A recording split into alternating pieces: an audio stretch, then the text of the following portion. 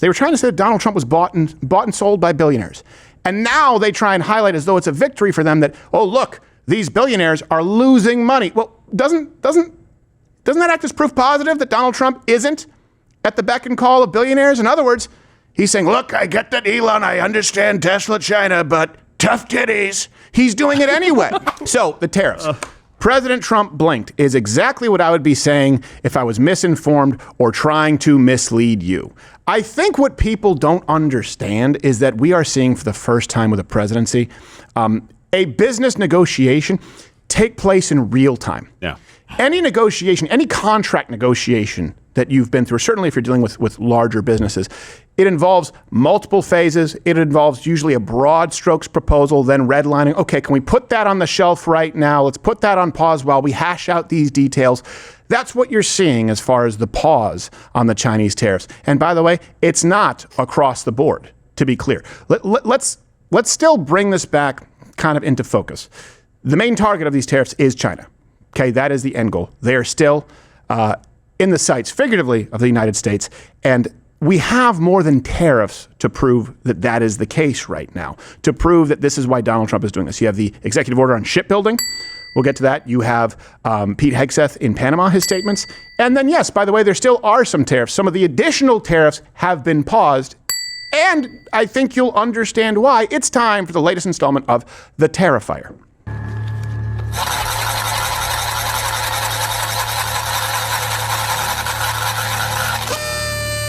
Sir. That's her first time saying it. That's my favorite stinger.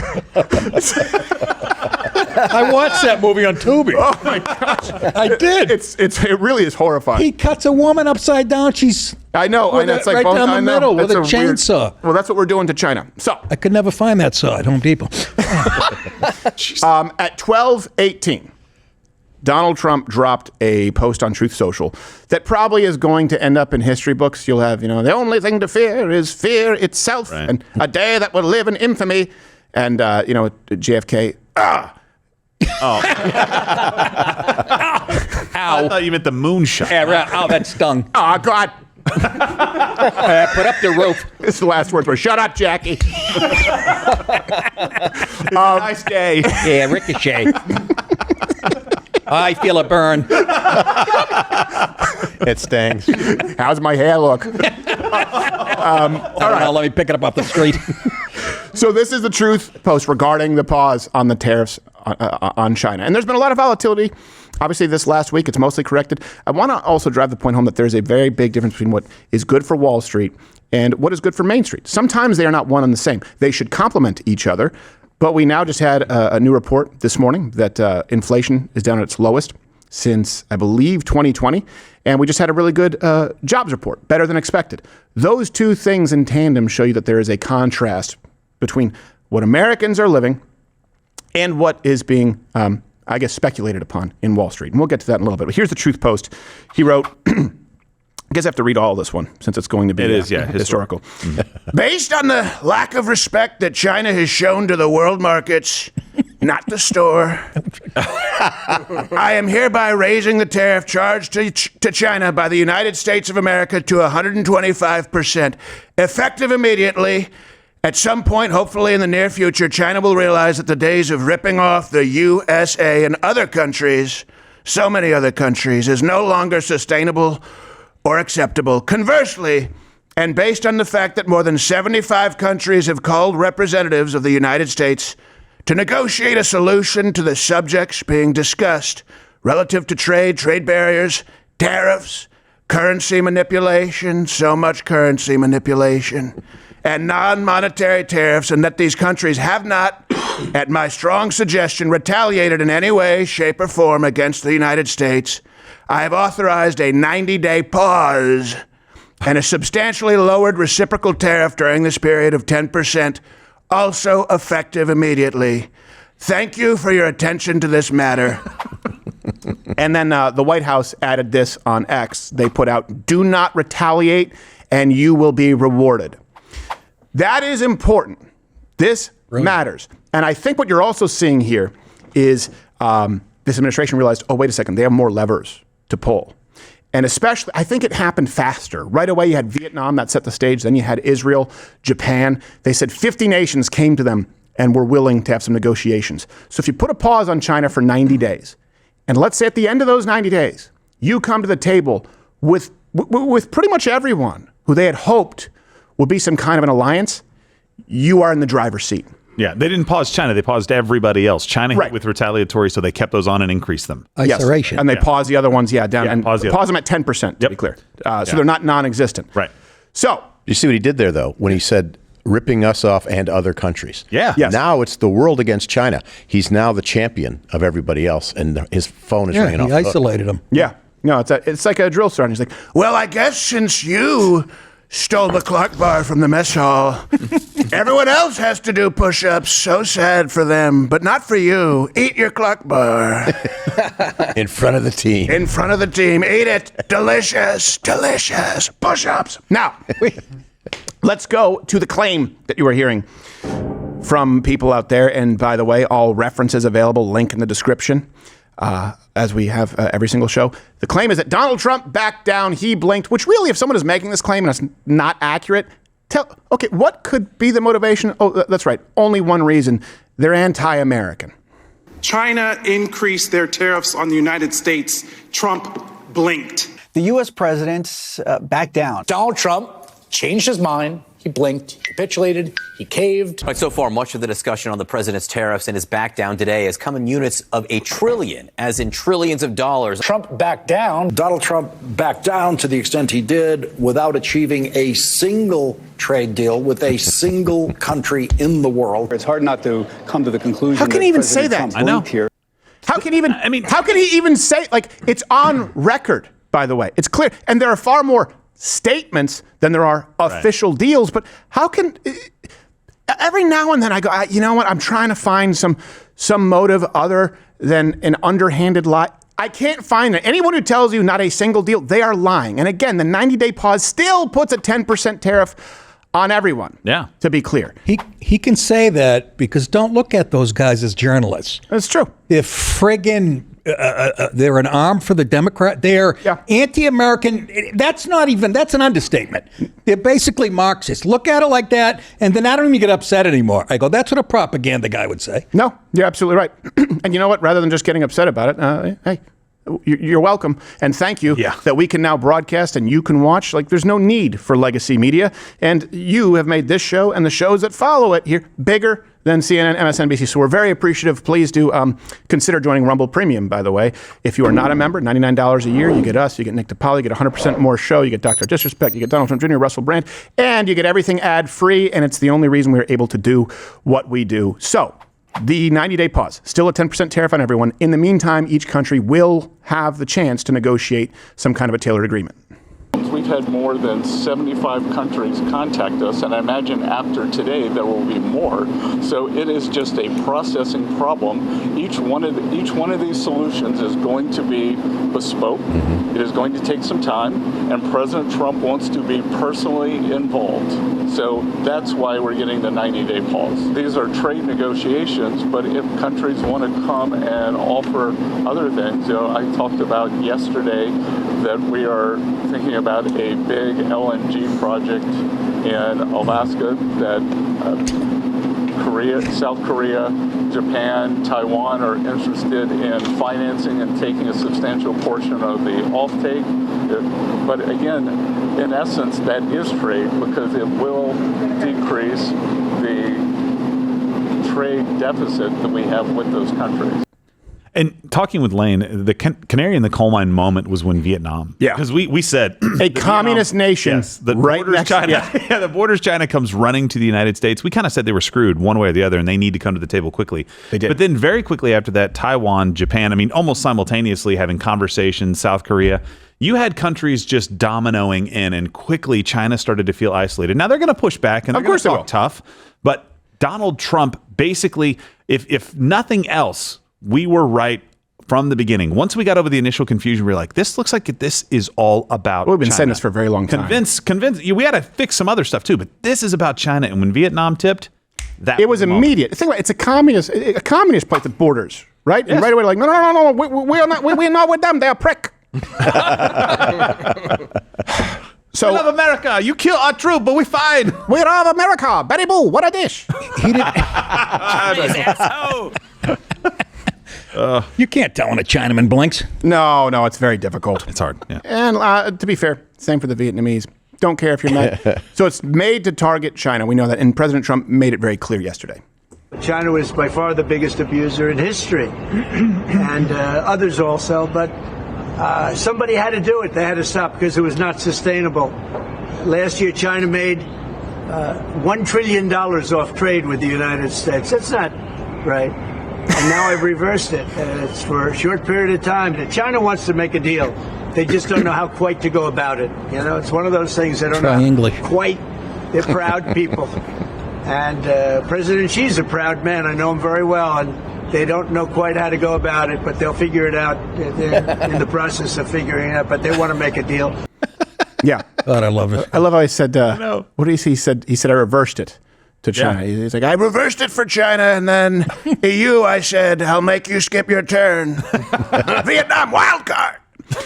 But think about in these next 90 days how that changes the landscape for China, right? Big time. And he needs that time because you heard the guy use the term bespoke, meaning every deal is unique and has to be tailor-made to that country. Right. He gets that done. Yep. It changes everything. Absolutely. How about giving Trump the benefit of the doubt on business? I know. Yeah. People really going to watch point. Lawrence O'Donnell and go, no, he knows more than Trump. It's always funny to me. Or Hayes or Maddow. Are you shitting me? Or even The Economist, by the way. They go, The Economist. Like, really? You mean The Economist who never predicted the economy, who tanked the economy, who got it wrong many times? Most times, as a matter of fact, it's not even a real science for most of these economists. Let's be very, very clear. You line up 100 economists, you will get 100 different opinions very, very often. A lot of them don't have any real business experience. Stephen Miller actually posted this on X. He said, the days of China pillaging America are over. And by the way, he's right. China steals about $225 to $600 billion worth of IP annually. It's wow. That's some racist crap right there. They are not sorry. They are not sorry. They even ripped off, just to give you an idea how flagrant it is, they ripped off the Ford Raptor. Do you guys remember this? They literally ripped off the Ford Raptor. Even ripped off They did? Yes, they did. Here, bring it back up. The Ford Raptor. Look. Photon. Ford Raptor, never heard of it. They even ripped off our influencers as seen by the recent social giveaway from the Hong twins. I bust all kinds of nuts. They also stole the Dodge Ram. And a Kevin. He's a Hemi. Dodge Lamb. Hemi. What? Hemi. This whole thing, though, this last week, of course, when you contrast Wall Street compared to the remarkable stability as far as lowering inflation, as far as the improving jobs reports, there's a difference between Wall Street, Main Street. Wall Street, the whole thing has been, this last week, a roller coaster that's kind of gotten back to square one.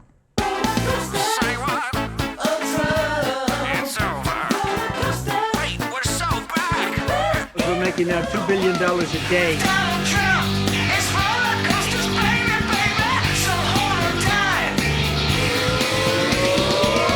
And we're right back where we started. We're fine. So, China, to be clear, a couple of other things, like I mentioned. Donald Trump signed an executive order, which a lot of people haven't paid attention to increase American shipbuilding.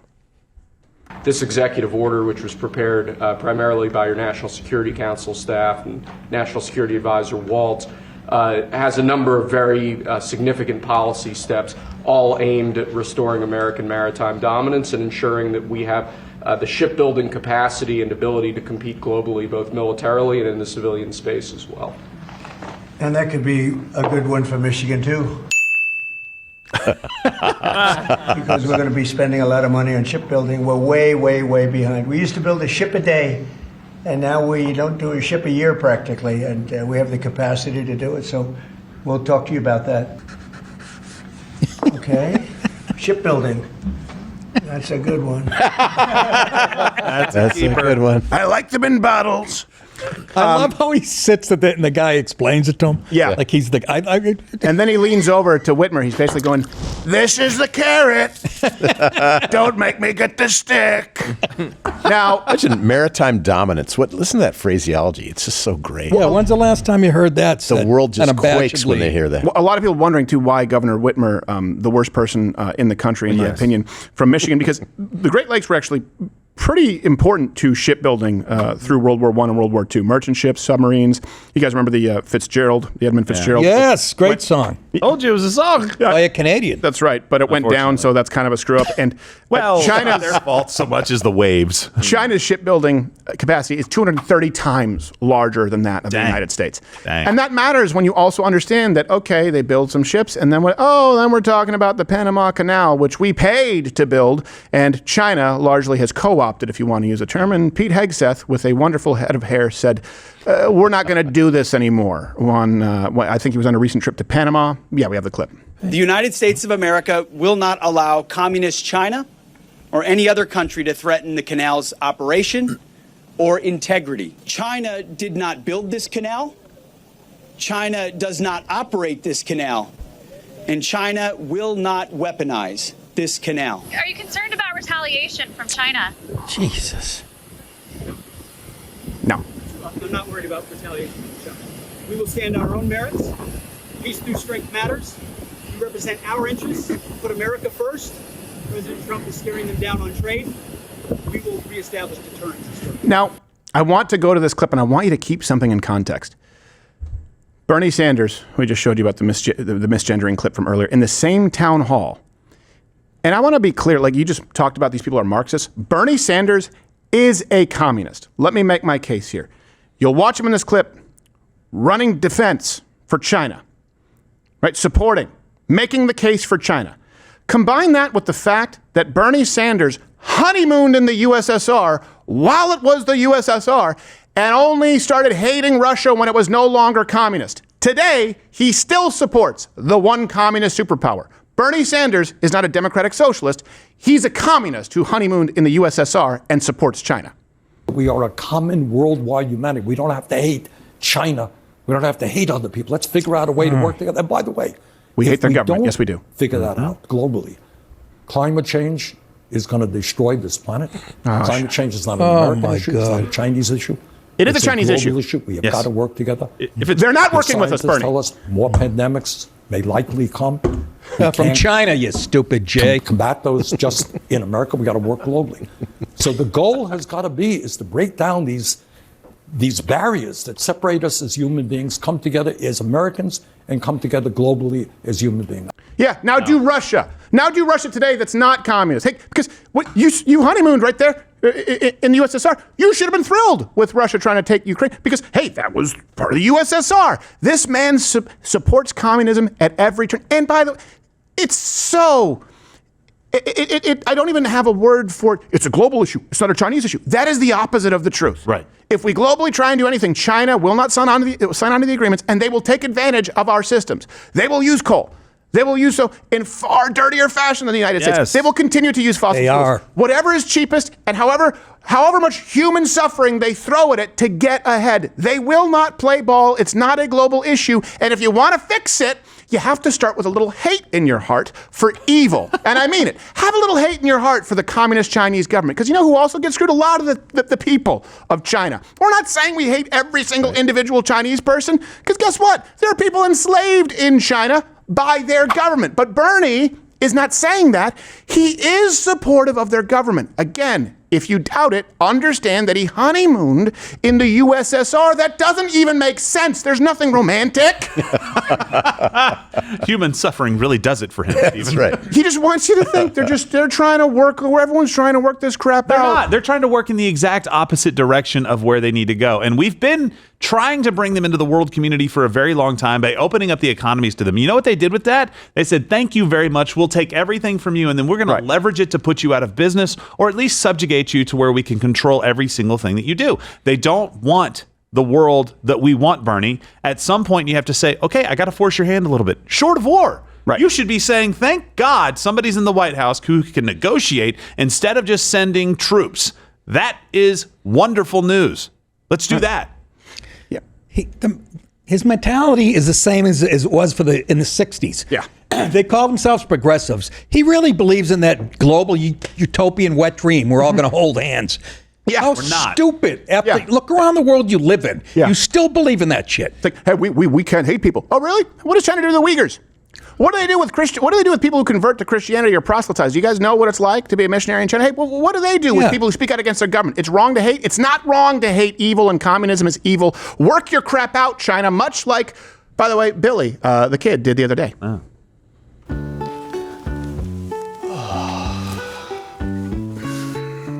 What does overpaying on your taxes feel like?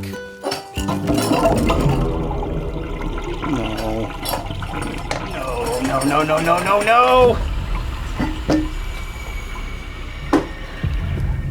What the hell is this? No. What the hell does this even do? No. No,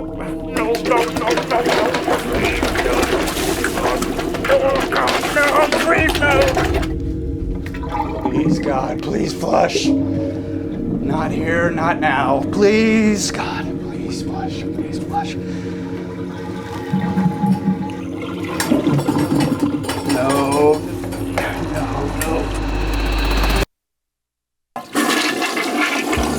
Oh. Yes! Crisis averted. Thank God.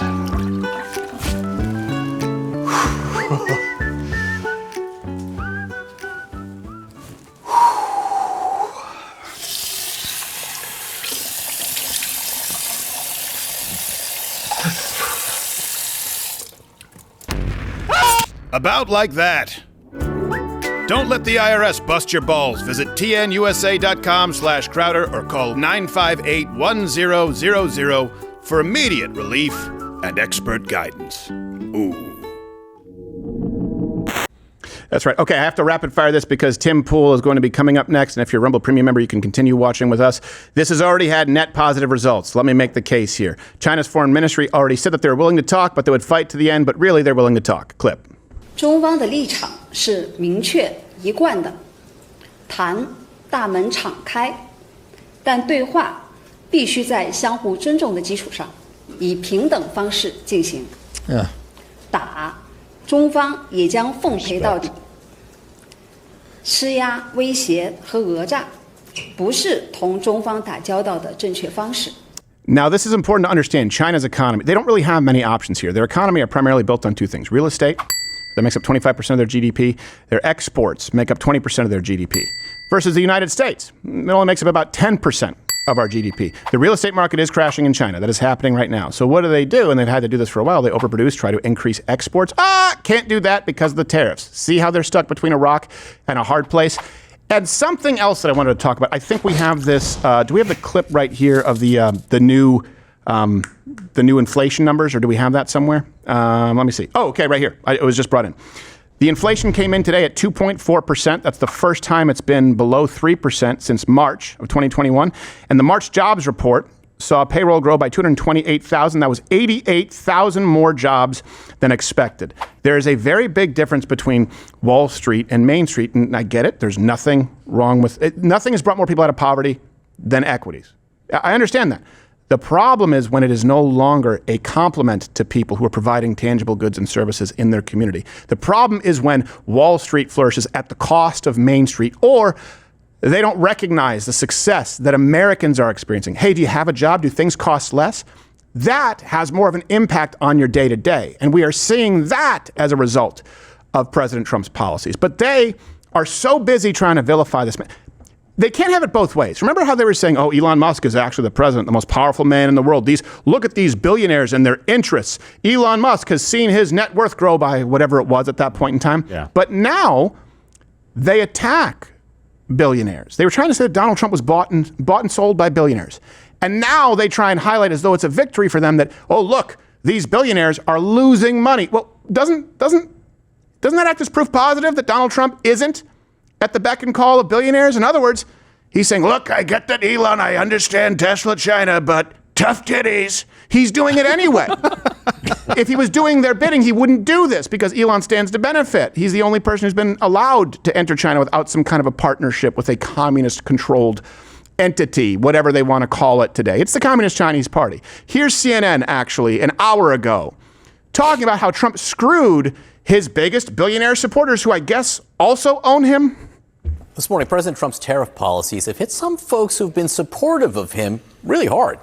The tech companies founded or run by Mark Zuckerberg, Tim Pick, Sundar Pichai, Elon Musk, and Jeff Bezos have lost a collective $1.8 trillion in value so far. And the loss in share price and value has also affected many of these guys' personal net worths, none more so than Elon Musk, who donated at least $290 million to Trump's campaign. He has now lost $107 billion with a B in net worth since the start of this year. So these guys who supported Trump are really now seeing their personal pocketbooks hit by some of these policies. Isn't that a good thing? Isn't that a good thing? Doesn't that show, is it me? Yeah. That shows that Donald Trump is doing what he thinks is best for the American people. They're more upset about it than supposedly Trump's friends that lost the billions. It adds credibility. Right. Yeah. And this echoes what Treasury Secretary Scott Bessent said just recently. So the next 4 years are focused on Main Street. In other words, he's not going to be doing the bidding of billionaires. You know who did? I don't know, maybe the person who tried to implement a nationwide vaccine mandate to multi-billion-dollar pharmaceutical companies while shielding them from any and all liability. That seems like doing the bidding of special interests, right? I mean, you need more proof? Kamala Harris, the only reason she was the nominee was because the money, on a technicality, transferred over from the coffers of Biden to her. In this case, you have Donald Trump acting in a, whether you agree or disagree, that would not be in the best interest of giant, multi-billion-dollar international conglomerates who benefit from cheap labor. They would want to keep the status quo, and Donald Trump is doing what he is doing, this administration, in spite of that. And you are seeing in real time the results on inflation, on jobs. And now the media, who, by the way, the people like Bernie Sanders, the people who advocate for the little guy, well, I don't know. Doesn't it sound a whole lot like you're advocating for those on Wall Street? Doesn't it sound a whole lot like you're advocating for special interests? If you care about the little, why don't you tell the average American that, hey, more people are employed and inflation is at its lowest since 2021. That's good. You know why? Because they're anti-American. They don't want Donald Trump to fail. Like I did with Barack Obama. I wanted him to fail in implementing Obamacare. That's true. They don't want this man to fail. They want the country to fail so they can say, I told you so. And if nothing else, you may not like it, this last week has been proof positive that this is the most transparent administration of our lifetime, potentially ever. You've seen the switch. Most of the time, you wouldn't know about the pause. You wouldn't know about the increase. You wouldn't know about which countries have come to the table to negotiate. You may not like it, but transparency is absolutely on the table. And isn't that refreshing? He does play-by-play of his own administration. Yeah. Every day. Exactly. I mean, how can you argue any administration has been more transparent than ever? The guy's on TV more than Mike Lindell, for crying out loud. Yes. That's hard to do. My perfect tariffs. You're going to love my tariffs. They're the best tariffs. Oh, you're still here? And you're still watching this on YouTube? You've probably noticed something is missing by now. I'm not here. That's because the Live Daily Show is now streaming exclusively on Rumble weekdays at 11 a.m. Eastern. Tune in there, where nothing is censored.